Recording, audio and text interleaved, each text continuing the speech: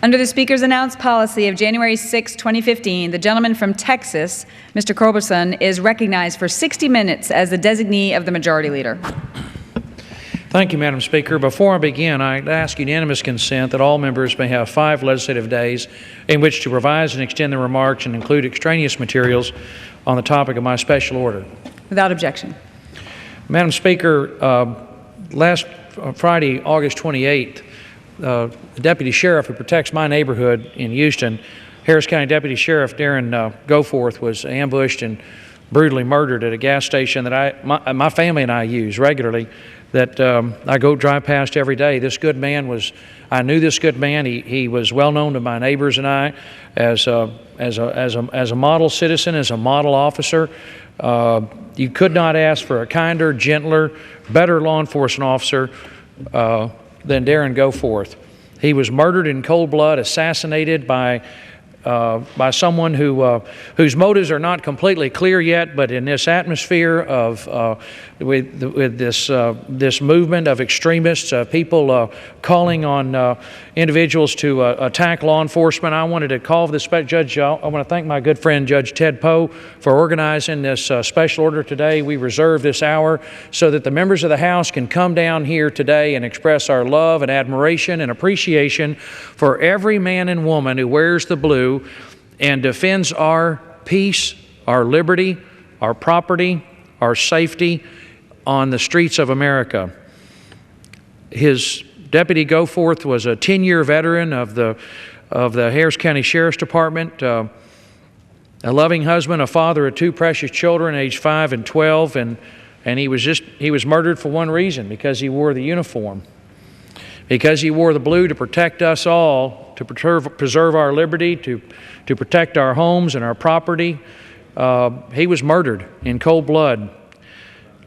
Went to his service. I went to many of the prayer vigils in the neighborhood at the gas station where he was murdered, and I went to the service last Friday. Our minister, Dr. Ed Young, Second Baptist Church, conducted the service, and it was overwhelming emotionally. It was overwhelming and also encouraging to see the tremendous outpouring of support from the people of Houston, from the people of Texas, from people all over America who showed up to express their love and admiration and support for the men and women in law enforcement who protect us every single day. It was an outpouring of support like I don't think the people of Houston have seen for a long, long time.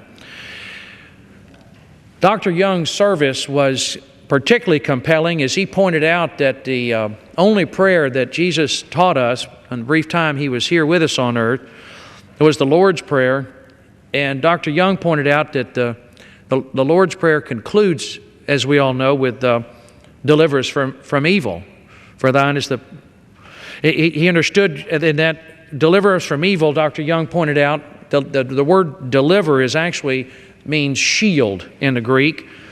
And Dr. Young pointed out that the temple priests in Christ's time all wore blue as a symbol of the protection that they afforded to the temple goers from evil, and that Christ's robe was blue.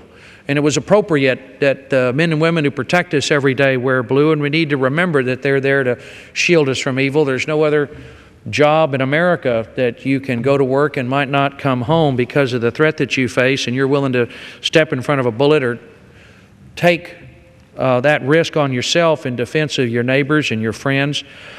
And as Dr. Young pointed out in that service, the good thing to come from this is that the people of Texas, the people of Houston, really the people of America, and that's demonstrated by my colleagues being here with us today on the floor, have all stepped forward to let the law enforcement community know that we're there for them and we love them and we're praying for them, and that we got their back. In fact, one of the members of Second Baptist told Dr. Young and his staff that in recent occurrence, shortly after this terrible murder of Deputy Goforth, he spotted a law enforcement officer filling his gas tank at a neighborhood gas station. As the officer was looking over his shoulder nervously, the member of Second Baptist walked up to the officer and said, "Don't worry, officer, I've got your back."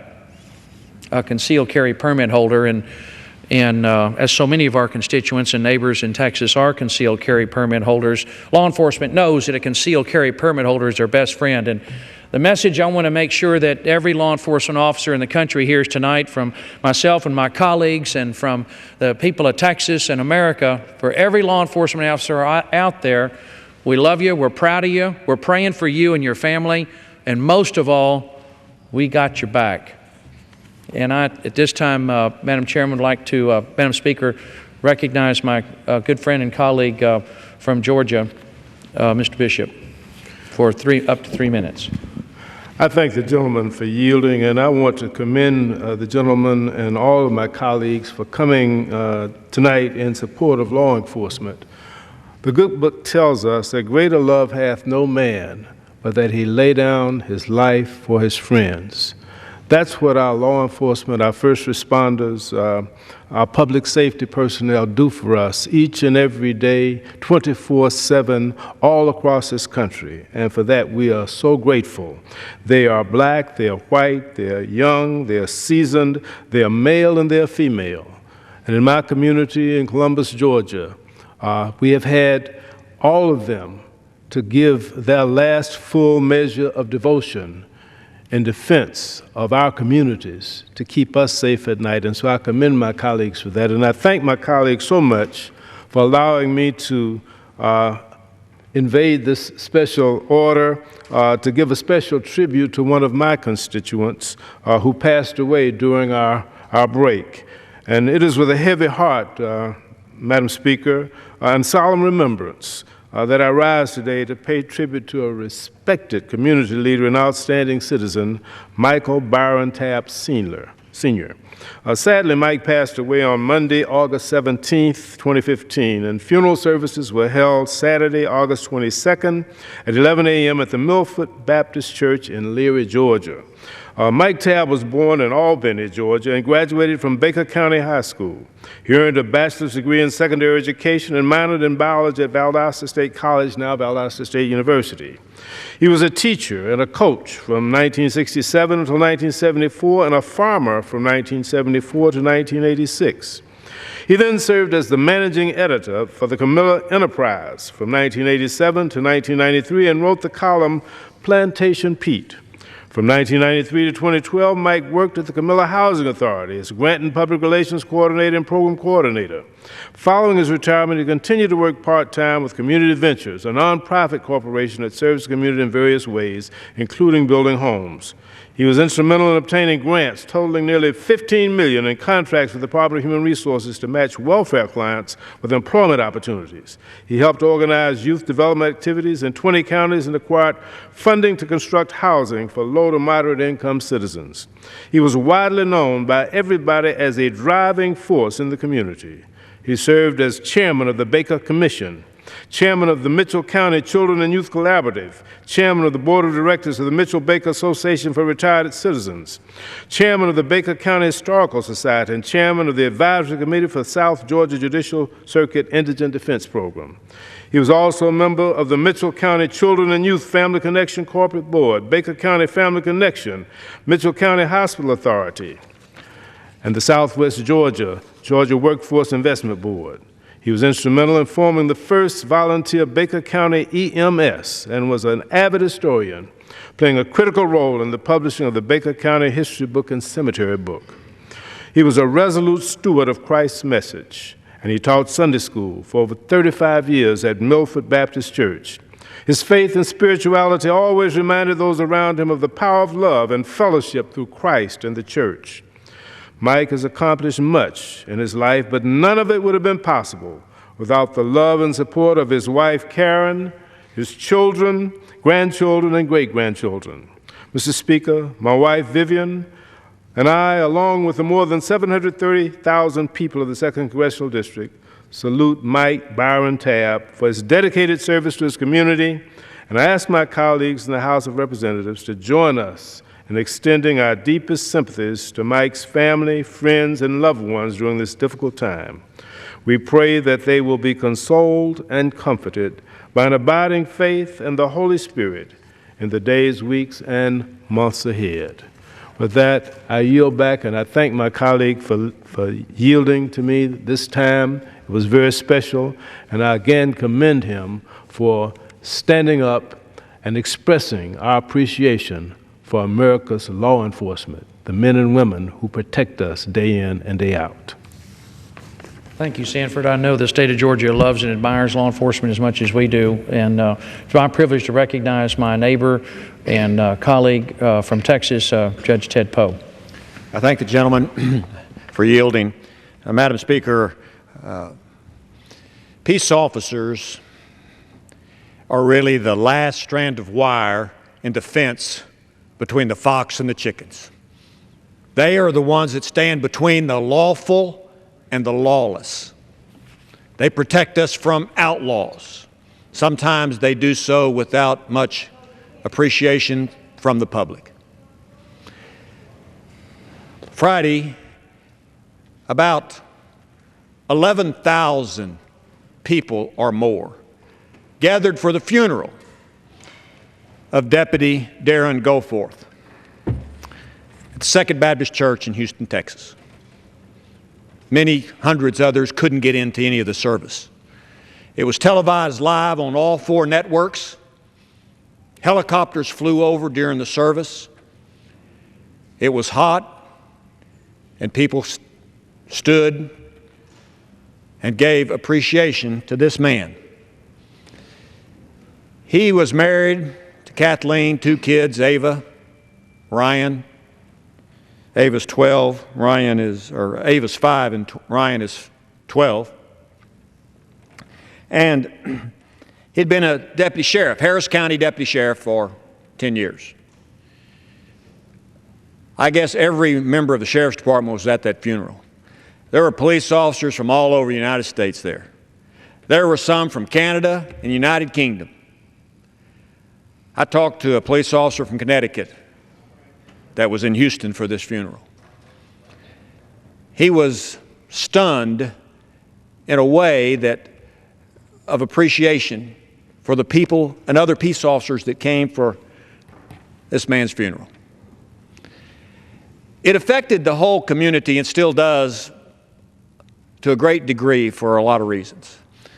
In my other life, I was a prosecutor and a judge at the Criminal Courts Building in Houston. I prosecuted people who killed peace officers. I tried cases where peace officers had been killed when I was a judge. And it's a grim thing that happens when a peace officer is murdered in line of duty. As my colleague, Mr. Culberson, pointed out, Darren Goforth was getting gasoline at a local gas station he stopped at regularly and was filling up his patrol car 2 weeks ago. The assassin comes up from behind him and shoots him in the back of the head. He kept shooting. He finally emptied his clip, and 15 times Deputy Goforth was shot in the back of the head. The assassin flees, but was later captured, and a man is charged with capital murder. There seems to be an environment in America that police officers are being targeted. We'll leave that for a different discussion. But these are real people. They do what most of us would never do. They go out and protect and serve us. And police officers have been referred to as the thin blue line. And as mentioned earlier, blue is a traditional color that peace officers wear. They also wear a badge or a star in Texas for deputy sheriffs and Texas Rangers, a badge for local police officers. They place that over their heart, symbolic of the shield that protects us from the lawless. They do that all over the country. That's why the badge, the star, is placed in that location. The badge, the star, it really represents everything that's good and right about law and order and America. And so when a peace officer is murdered, it affects all of us. And it was encouraging to me, and I think other peace officers, to see the community support for Darren Goforth, his wife Kathleen, Ava, and Ryan.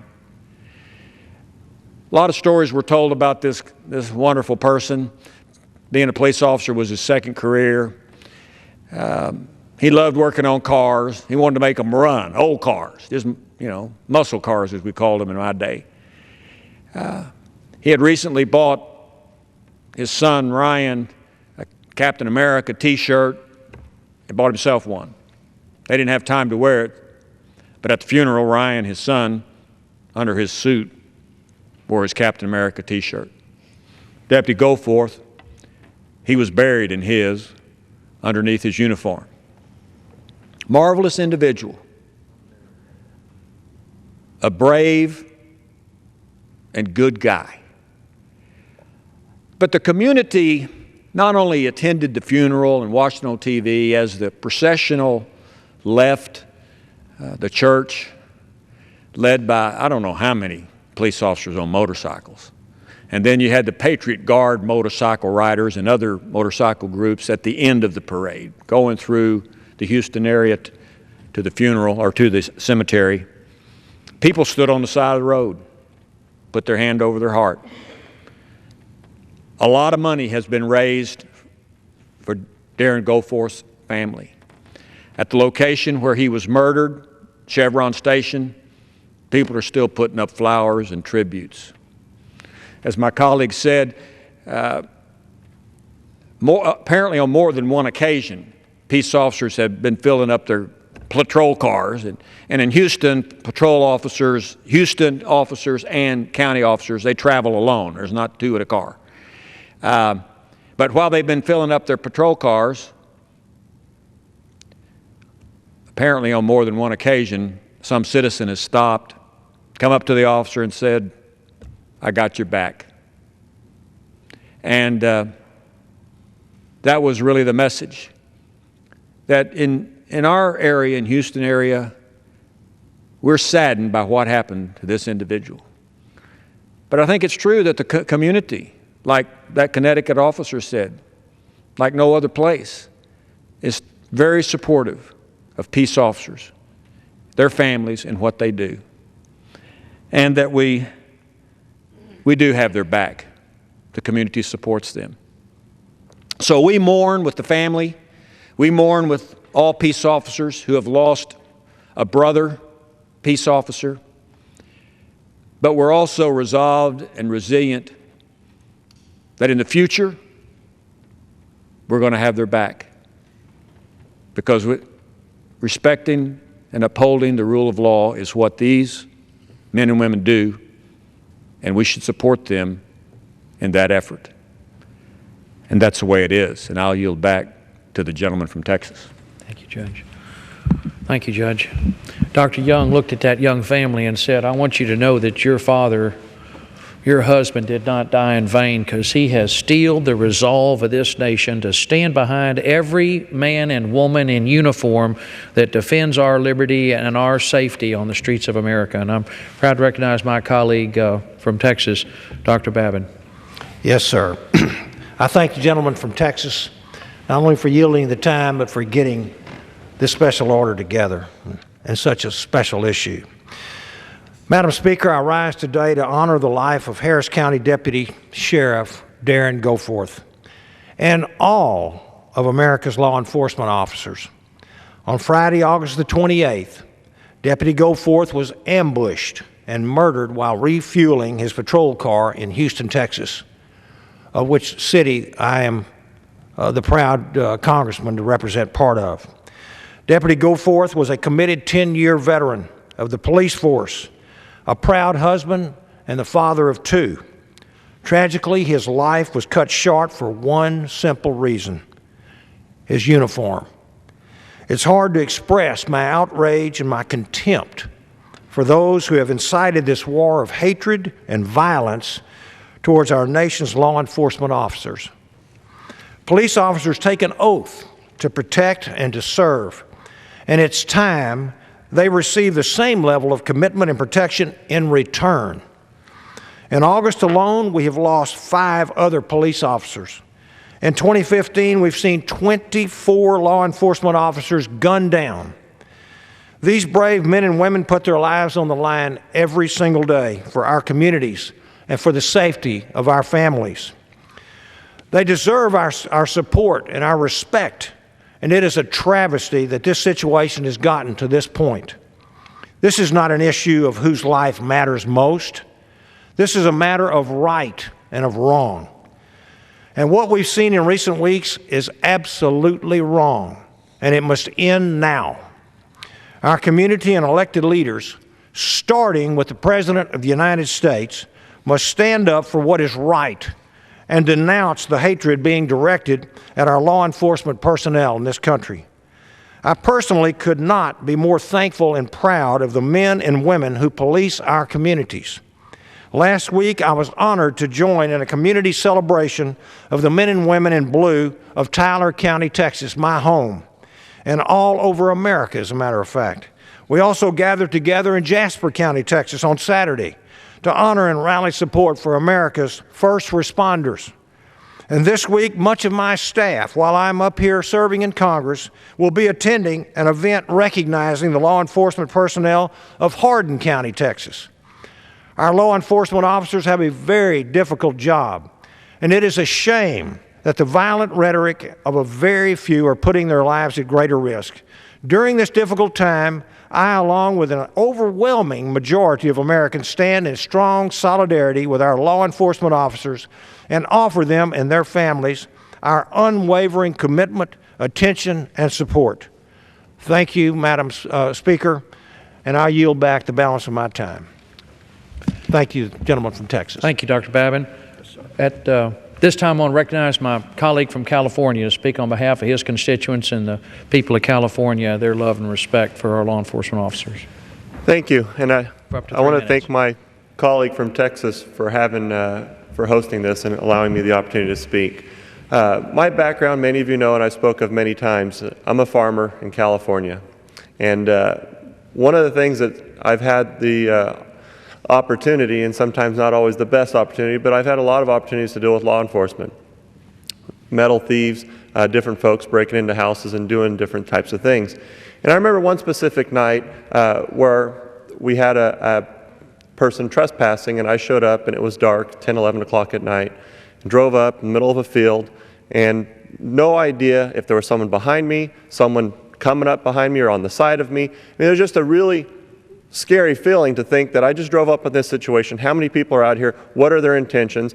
And now, obviously, I called 911, and when the police showed up, they run into these situations on a daily basis. But the fear that I felt, the knowing that there were people out there close to me who could have been there for the really, really bad reasons, looking to do someone harm, is something that I couldn't imagine doing that on a daily basis.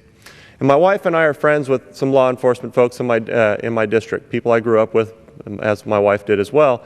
And when you look back, and we've had dinners with these folks, and you talk to their spouses, you talk to their kids, and you know that their husbands, you know that their wives go into these situations on a daily basis. They have to run out there, jump into a situation where they know there's someone out there that could have a gun, can have a weapon, could look to do these people harm.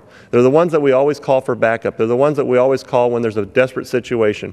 And these people are the ones that are being threatened now, today. And there's so many people out there that put so much into their work. But when you look at what our law enforcement does for us, every time we dial 911, every time we call for help, every time that we've got a situation that's out of our control, they're the people that step in without any fear for their own lives and step up and do what we need them to do.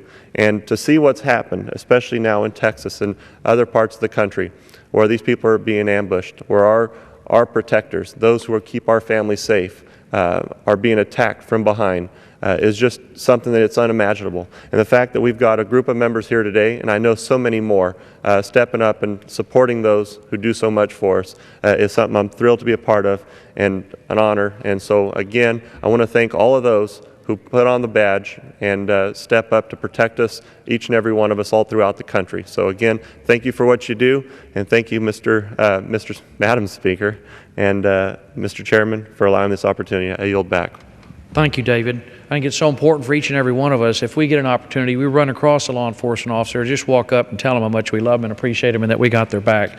As my colleague from northeastern Louisiana, I'm delighted to recognize him for up to 3 minutes, Representative Abraham, to express his constituents about law enforcement. Thank you, Congressman, for having this special order on such a somber occasion. Madam Speaker, I rise today to offer my support and utmost respect for law enforcement officers who put their lives on the line to protect our communities, as well as to applaud these men and women who take part in their selfless actions every day. We sleep safely at night because we know the men and women who wear the badges are on the streets looking out for us. They look out for our families, they look out for our communities, for our country, and words cannot convey how grateful we are to them. This year, there have been too many reminders that too many of our officers are paying the ultimate sacrifice in the name of service. They risk everything to protect us, and they deserve our utmost respect. Unfortunately, my state of Louisiana has lost 9 officers in the line of duty this year, far one of the most in the nation, and according to the National Law Enforcement Officers Memorial Fund. And this is a statistic I am not proud of, and I will continue to do all in my power to ensure that all officers in the nation are safe. I want to thank those men and women who have sacrificed for Louisiana and for the nation. We must always remember that the vast majority of law enforcement officers serve because they want to make their community and their country better places, and for that we are very grateful. We must always remember that these officers step out each day in the face of uncertainty. They never know what situation they will encounter, and when a routine traffic stop could turn very tragic. Thank you, officers, for putting your lives on the lines for our safety. Thank you for answering the call to serve and to protect Louisiana and the country. Thank you. Thank you, Madam Chairman. Thank you, Ralph. It's my privilege to recognize my colleague from Northeast Texas, Congressman John Ratcliffe. Thank my friend and colleague from Texas for holding this special order and for yielding his time. To protect and serve, those words are much more than just a slogan on the side of police cars across this country. It's a promise that our men and women in blue fulfill on a daily basis while they serve to uphold the pillars of law and order that our society depends on. Without their work, without their sacrifice, our communities would be lawless, and our families, our friends, our neighbors, our loved ones would all be in constant jeopardy. Thousands of police officers go to work each day knowing the danger, knowing that they may have to pay the ultimate sacrifice to provide us with security. Officers like Deputy Goforth of Texas have been targeted for execution and have paid the ultimate price simply because they choose to protect our communities. The recent wave of violence against our peace officers simply because they wear a uniform is outrageous. It's appalling, and it must end. Mr. Speaker, I will continue to stand with our law enforcement, and I want to personally thank the men and women in law enforcement in the 4th Congressional District of Texas that I'm privileged to represent. I want to thank those Texas peace officers who've reached out to me personally to express their concerns on this issue, like Mike Sullivan in Farmersville, Otis Henry in Sherman, Terry Garrett in Heath, Harold Evanson in Rockwall, Jay Birch in Denison, and Daniel Shiner in Texarkana. Thanks to you all. Thanks to all the men and women who serve in law enforcement and serve our communities. You are appreciated. We are grateful. And with that, I yield back. Thank you, John. We're here from every corner of the United States to tell our men and women in uniform who risk their lives every day to protect us and the safety of our families and our homes, how much we appreciate them and love them, and we're praying for them, and we got their back. And it's a privilege to recognize my good friend and colleague from Minnesota, Congressman Tom Emmer, for up to 3 minutes. I thank the gentleman for yielding and having this special order tonight. It's important that we allow time to acknowledge the brave men and women who serve as police officers throughout our country. During the August district work period, I had the opportunity to participate in an event to memorialize and honor a fallen officer from Minnesota, Officer Tommy Decker. Tommy was an amazing individual who dedicated his life to serving the Cold Spring community in central Minnesota. On Thursday, November 29, 2012, while conducting a welfare check, Tommy was ambushed and taken from this world far too soon. At the young age of 31, Tommy had already given 10 years of his life to serve his community. My predecessor, Michelle Bachmann, worked tirelessly to ensure that Tommy received the recognition he so greatly deserved, and 2 weeks ago, we dedicated the Cold Spring Post Office in the name of Officer Tommy Decker, a man who gave his life to the Cold Spring community. I was privileged to participate in the ceremony on behalf of Minnesota's 6th Congressional District and to continue the great work that Michelle began. We now have this lasting reminder of Tommy, his service, and his great heroism to his community. We try to thank our military veterans and the servicemen and women in uniform as much as possible for their work and sacrifice to protect our freedoms and keep us safe. We should do the same for our men and women in police uniforms. Police are courageous and selfless servants in our communities. They patrol our streets to keep us safe. Perhaps now more than ever, they not only deserve but need our acknowledgement, support, and encouragement. Every day, police officers across this country go to work not knowing what they are going to encounter, all the while knowing that regardless, it's their duty to quite literally serve and protect. Tommy and all of the men and women who proudly wear their police uniforms are looked up to by many, and we all owe them so much. Thank you to all of our police officers across the United States. We pray for your safe return home tonight and every night. I yield back to the gentleman from Texas. Thank you very much. It's important that the law enforcement community know that while we're waiting to hear from the President of the United States, the members of Congress are stepping forward tonight from every corner of the country to express our love and support for our law enforcement community. And I'm privileged at this time to recognize my colleague from California's 25th District, Congressman Steve Knight, for up to 3 minutes, or such time as he may consume. Thank you, and I appreciate Mr. Culberson putting this together and allowing us time to talk about our heroes on the street. You know, during your shift as a police officer, as a sheriff's deputy, you go into roll call or you go into briefing and start your day with info or assignments. You check out your equipment, you go over and you get your car, you go to the gas pumps and you fill up the gas, and you might talk to some of the other officers or the other deputies about what's happening on the street or what happened in the night before, and you start your day. Your day might start off with talking to your partner and trying to find out a little bit more about them if you don't know them, because that happens on a day-to-day basis. New officers are put in with officers every day. And just trying to find out what your thoughts are, what your tactics are, what your training is, and how you feel like you're gonna feel out these situations. This is the start of a police officer's day. For 18 years, I was a Los Angeles police officer, and I served on the front lines in a police car for 17 of those 18 years. So as they say, I was out pushing a sled around for 12 hours a day, snooping and pooping, looking for bad guys, and protecting and serving. And on the side of my car, that's exactly what it said, was to protect and to serve. That is what a police officer does. It's not like the shows that you see on TV. Some of it's boring time, some of it's high adrenaline, but all of it is service to the community. Every second, every minute of your shift is service to the community.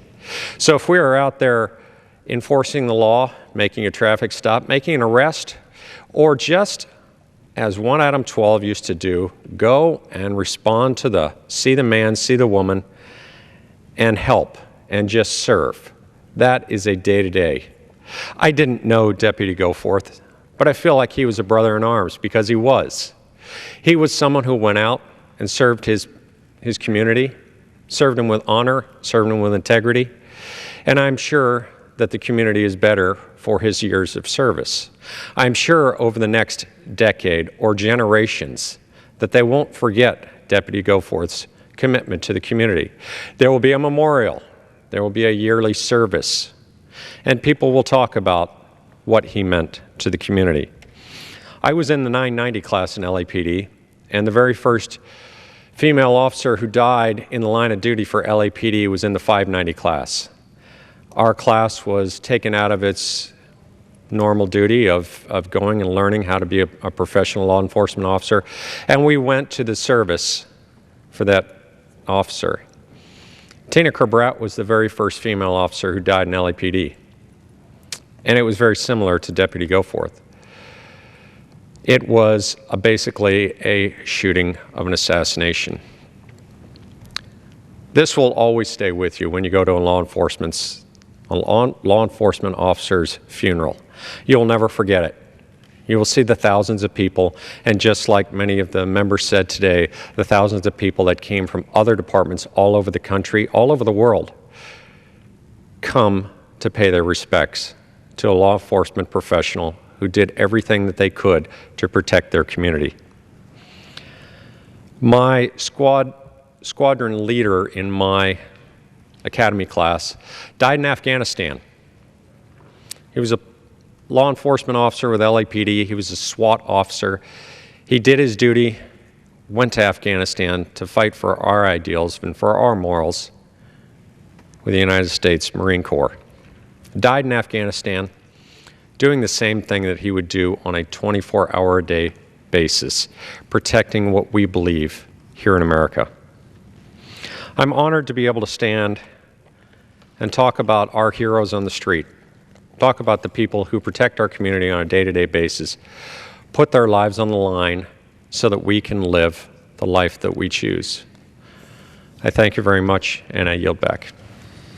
Steve, thank you for your service to the people of Los Angeles and California. And I think, as Congressman Knight said, it's so important to remember that these young men and women are serving their community, and they do it out of the goodness of their heart and their love for their neighbors to help their fellow man, to try to make their communities a better place. God bless you, and thank you for your service. And I'm proud to have with us tonight a congressman from North Carolina's 9th District, Congressman Robert Pittenger, to express the feelings of the people of North Carolina that he represents about law enforcement. I'm pleased to yield to you 3 minutes or such time as you may consume. Thank you. Thank you. I'm so grateful that you took this leadership, the gentleman from Texas, to honor and pay tribute to those who defend and protect us in our own communities.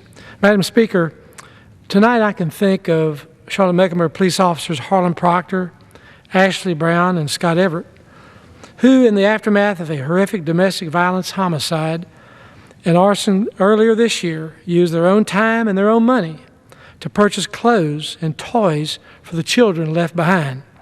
They never expected any type of recognition. Madam Speaker, I think of my friend Detective Shane Page, who volunteered for the Violent Criminal Apprehension Team. He was shot and seriously wounded while attempting to arrest a dangerous suspect who was hiding out in a quiet neighborhood. Earlier this year, I met Cornelius Police Lieutenant James Quattlebaum at Carolinas Medical Center. He had just been shot earlier that day while responding to domestic disturbance. And Charlotte-Mecklenburg Police Lieutenant Nat King was conducting routine police business last year when a frantic mother drove up and placed a lifeless baby in his arms. This 6-month-old baby was choking to death, but thanks to Lieutenant King's life-saving efforts, this little girl made a full recovery. Every day, thousands of brave superheroes go to work to serve and protect our children, our homes, and our communities. The pay is low, the hours are long, and they're often screamed at, they're hit, they're spit upon, and even bitten. Yet they show back up for work each and every day. Would we? Madam Speaker, we should encourage greater dialogue between our local police departments and the community, and we should encourage the best possible training. We should demand accountability because no one is above the law. However, we should also teach our children to have a healthy respect for law enforcement and work hard to recognize the bravery and everyday good deeds of America's law enforcement. We expect them to be at their best when we are at our worst. Thank you to America's law enforcement who are truly committed to both serve and to protect. I yield back. Robert, thank you very much. We're still waiting, Mr. President, for you to step up and tell America how proud you are of our law enforcement men and women, and to hear you condemn, Mr. President, this violent, dangerous rhetoric that it's encouraging mentally unbalanced people to attack our law enforcement officers, as Deputy Sheriff Goforth was murdered in Houston, Texas. We're still waiting, Mr. President. But while we wait, members of Congress are standing here on the floor tonight to tell America how proud we are of our men and women in uniform, and I'm proud to recognize my colleague and friend from Texas, Congressman Pete Olson, for up to 3 minutes. I thank my fellow Texan from Texas 7, Mr. Culberson. My friends, America has a problem. I've been alive here for 52 years, and I've never heard the word assassination, the same sentence as police officer or sheriff's deputy, as I have the past 6 months. Harris County Deputy Sheriff Darren Goforth was assassinated a few weeks ago doing his job. As my colleagues mentioned, he was in uniform, pumping gas at a service station in his police cruiser, his sheriff's cruiser, in a very nice neighborhood in Houston, Texas. Gunned down in cold blood, assassinated. The shooter shot and shot and shot and shot and shot and shot and shot and shot and shot until Deputy Goforth dropped dead protecting us. He left behind a wife, Kathleen, and 2 young kids who won't have their father walk them down the aisle when they get married. I want to go up there to the site of the assassination and pray with fellow Texans. I took this picture yesterday at the Chevron gas station. As you can see, there are flowers everywhere, and notes, and stuffed animals, little stuffed teddy bears. This was replayed over and over and over. That was just one day. And right on the sidewalks, all sorts of colored chalk with messages for Mr. Goforth, Deputy Sheriff Goforth. Darren Goforth, we love you, thank you, rest in peace. I felt rejuvenated about America at that moment, but it got better.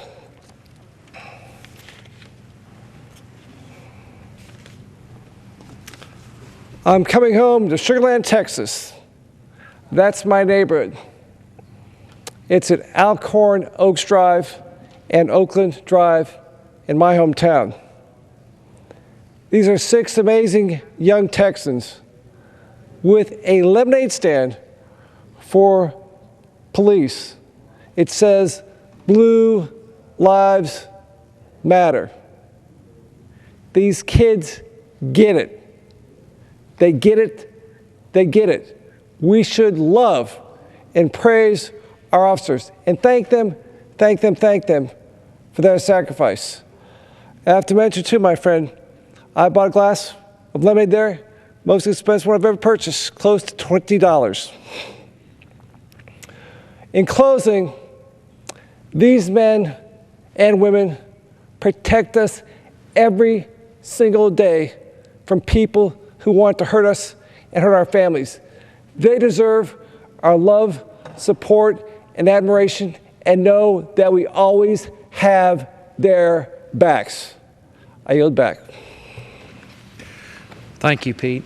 It's a privilege to recognize my colleague representing the people of Central Indiana, the Congresswoman from the 5th District, Congresswoman Susan Brooks, for 3 minutes. Thank you, and I want to thank the gentleman from Texas for holding this very important special order tonight, because now more than ever, it's more important than ever that we recognize and thank our nation's law enforcement officers. These are the loyal and selfless men and women all across America who wake up each and every day and serve our community. Police officers are an integral part of our communities and our neighborhoods, working every day and at all hours to keep us safe. From downtown city blocks to small town squares, from country roads to busy highways, our nation's law enforcement officers are always there, always ready to serve. As we've heard, their fathers and brothers, mothers and sisters, husbands, wives, sons and daughters. Some are friends, some are neighbors, some are strangers that we see every day, but we often don't even see them. They're on our morning commutes. They're on our trips to the grocery store. They're all around us. They're fellow citizens who've answered the call to serve and protect, and in some cases pay the ultimate sacrifice for the safety and welfare of those in their communities. They protect their families and loved ones, and they protect the lives of complete strangers day in and day out. You may not know, but throughout U.S. history, over 20,000 law enforcement officers have paid the ultimate sacrifice. Last year, 4 Hoosiers lost their lives while upholding their vow to serve and protect. And unfortunately, as we've seen, this has been an incredibly deadly August. Violence against police officers have skyrocketed recently, with 6 officers being mercilessly gunned down by individuals who neither respect law and order nor the value of human life. And these officers' sacrifices, as well as that of their families, do not go unnoticed or unappreciated. In fact, this August, the family of Jake Laird, an officer who was gunned down in August of 2004. His family, and we have to think about the families, held another golf outing in order to raise money for more protective vests for law enforcement and more personal safety equipment for firefighters. These families, and I've seen them, I've witnessed them firsthand, they are remarkable families. They display courage in the face of adversity, the families and these officers' compassion in the face of hardship, and an undying commitment to serve the communities in which they live. We must thank them, the families and the officers. So today I salute the men and women in uniform who every day head out to the streets. They cover their beats, they patrol their precincts, they take up again without fail the call to serve and protect. And we must be thankful for their service and send our thoughts and prayers to their loved ones. Because without hesitation, we must renew our appreciation for and our steadfast commitment to the heroic men and women who are part of that thin blue line. Please thank a police officer. I yield back. Thank you. Thank you, Susan. For what purpose does the gentlewoman from North Carolina seek recognition? Thank you, Madam Speaker. I send to the desk a privilege report from the Committee on Rules for filing under the rule. The clerk will report the title. Report to accompany House Resolution 408, resolution providing for consideration of the joint resolution, House Joint Resolution 64, disapproving of the agreement transmitted to Congress by the President on July 19, 2015, relating to the nuclear program of Iran and for other purposes. Referred to the House calendar and ordered printed. The gentleman for Texas is recognized. Madam Speaker, may I inquire as to how much time is remaining? The gentleman has 12 minutes remaining. At this time, it's my privilege to recognize my colleague and good friend representing the people of North Carolina for such time as she may consume.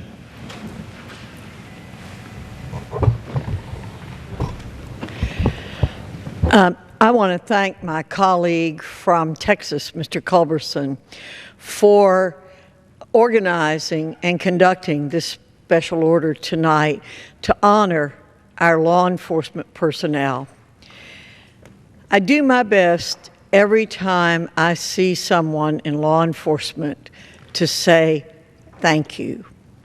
I go out of my way to say thank you, and I point out to them, whether they are local, state, or national people in law enforcement, that we owe to them and to our military people the ability that we have to move around this country and do the things that we do every day because of their willing to serve and to put their lives on the line every single day of their lives. We've seen, unfortunately, in the past few weeks, a spate of senseless killings of our wonderful law enforcement people. And I think it's wonderful, again, that my colleagues are here tonight to say thank you. And I want to encourage them also, and I know many do, to say thank you to our law enforcement people every day as they go about protecting us, our families. And I want to thank their families also for the sacrifices they make. Thank you, Congressman Culberson, for your efforts. Thank you, Virginia. It's my privilege now to recognize our colleague from Northern California, representing the 1st District of California, for up to 3 minutes. Thank you to my colleague, Mr. Culberson. It's really, really good and proper that you're having this time here tonight, and I'm glad to be able to join you with that. You know, it's amazing to me that we even have to have this conversation. It's always a good conversation to have to honor our officers that put their lives on the line in so many aspects of our lives, whether it's a highway patrol or sheriff, our city police, park rangers, fish and game. All of them out there have a different level, some level of risk in order to maintain what it is we want in a free society for our security. And what's so tragic about what's happening lately is it's coming down to a racial issue so much that the dividing, the sides are becoming much sharper and sharper as to what America is or what Americans are about. And we need to get together on this. The enforcement of the law, the upholding of the law, the protection of families, of homes, this cuts across all lines. Indeed, I just saw a bit on the news a few minutes ago here where a gentleman in Florida, his name is George Cooper, as I recall. He happens to be black, and he came to the defense of an officer who happens to be white, who was being beaten in some type of an altercation there where he was trying to do his job. So there's examples where, and as the gentleman said in the interview, it isn't a race thing. It doesn't matter, you know, who's white or who's black in this thing. It's about upholding the law, about having safe neighborhoods for all of us, for all Americans to be able to thrive. And so it's tragic that so much is going on trying to pit Americans against each other. Yes, we have problems. We have issues that need to be resolved within how some may enforce the law, but we have protocols for that. We need to make sure that they're followed and they're prosecuted, but it doesn't make the whole aura of law enforcement somehow wrong. Indeed, the effects we're seeing with cities now where cops are backing off. Crime rates are going up. Murders are going up in some of these cities here dramatically. I heard one of the cities 96%. This is not what we want. It's not good for the families, for the moms that have to watch their kids go out the door and wonder if they're going to come back because there isn't that law enforcement. I want to share with you a piece, though, that I think really encapsulates this by a great American, Paul Harvey, from some years ago, saying, "What are policemen made of? A policeman is a composite of what all men are, mingling of a saint and sinner, dust and deity. Gold statistics wave a fan over the stinkers, underscore instances of dishonesty and brutality because they are new.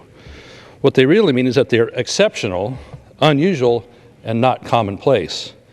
Buried under the frost is the fact, less than 0.5% of policemen misfit the uniform. That's a better average than you'd find amongst clergy.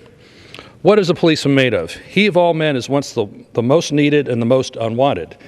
He's the strangest nameless feature who is sir to his face, but pig or fuzz to his back. He must be such a diplomat that he can settle differences between individuals so that each will think he won. But if the policeman is neat, he's conceited. If he's careless, he's a bum. If he's pleasant, he's flirting. If not, he's a grouch. He must make an instant decision which would require months for a lawyer to make. But if he hurries, he's careless. If he's deliberate, he's lazy. He must be first to an accident and infallible with his diagnosis. He must be able to start breathing, stop bleeding, tie splints, and above all, be sure the victim goes home without a limp or expect to be sued. The police officers must know every gun, draw on the run, and hit where it doesn't hurt. He must be able to whip two men twice his size and half his age without damaging his uniform and without being brutal. If you hit him, he's a coward. If he hits you, he's a bully. A policeman must know everything and not tell. He must know where all the sin is and not partake. A policeman must, from a single strand of hair, be able to describe the crime, the weapon, and the criminal and tell you where that criminal is hiding. But if he catches the criminal, he's lucky. If he doesn't, he's a dunce. If he gets promoted, he has political pull. If he doesn't, he's a dullard. The policeman must chase a bum lead to a dead end, stake out 10 nights to tag one witness who saw it happen but refused to remember. The policeman must be a minister, a social worker, a diplomat, a tough guy, and a gentleman. And of course, he'd have to be a genius, for he has to feed his family on a policeman's salary.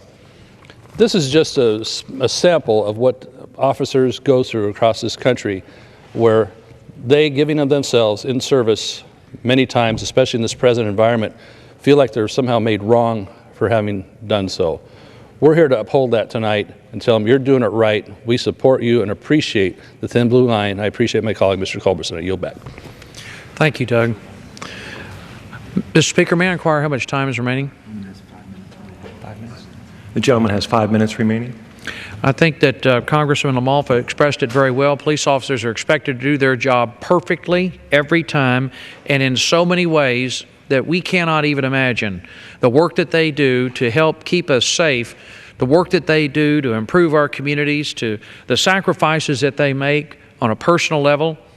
They are counselors, they are mentors, they are enforcers, and above all, they are preservers and protectors of our liberty. Because without law enforcement, there is no liberty. And that responsibility is vested in one person in our Constitution.